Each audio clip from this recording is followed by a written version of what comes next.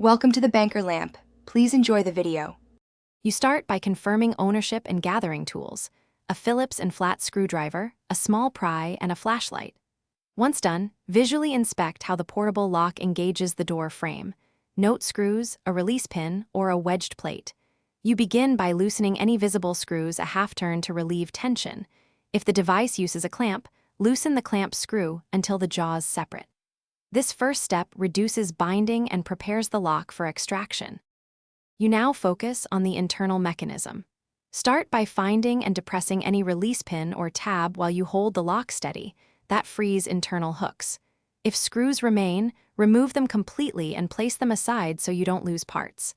Apply a flat pry gently at the seam and work around the perimeter. This evens out forces and prevents bending. If the lock is tensioned, alternate prying and depressing the release, so components disengage in sequence rather than binding. Finish by sliding the freed assembly straight out along the door plane. Avoid twisting, which can catch hidden tabs. If it resists, use the flat pry and give gentle taps with the hammer on the tool to nudge stuck parts. This transmits force without damaging the door.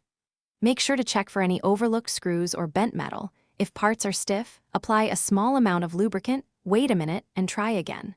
Troubleshooting tip: if it still won't budge, look for a concealed retaining clip and release it before forcing anything.